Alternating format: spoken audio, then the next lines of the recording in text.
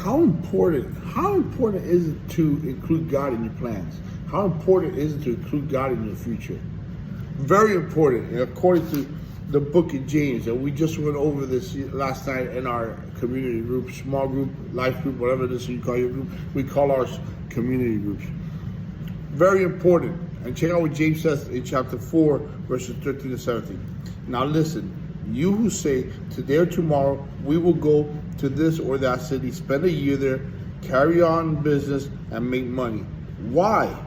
You do not even know what will happen tomorrow. What is your life?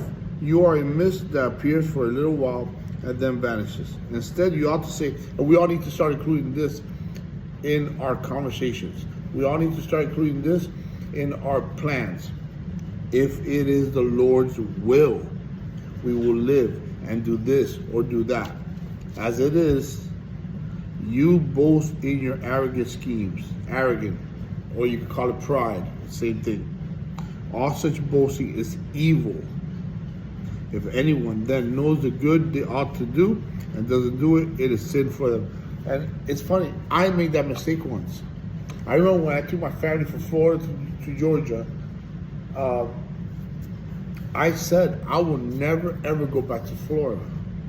I didn't tell God, hey God, if it's your will to keep us here in Georgia, so be it. If you send us back to Florida, it's okay. No, I made the decision without including God. We will never go back to Florida. Guess what happened? In less than 4 years, we were back in Florida. And, so I learned from that lesson. My wife and I prayed when we thought about it. We were there, and God opened new doors over there. I ended up getting a great job with the state of Florida. And once I vested, meaning I was able to resign, I was there enough years where when I retired, I would get a little something from the state of Florida.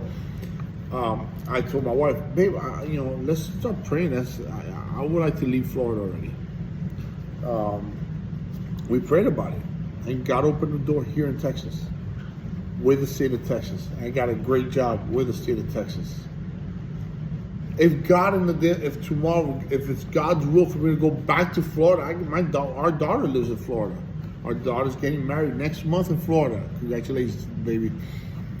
Our daughter's getting married in Florida. So if I don't know, if tomorrow God calls us back to Florida for whatever reason, maybe to be with her or live near her or do something or move us somewhere else. If it is God's will, you need to be okay with that, but include him in your conversations.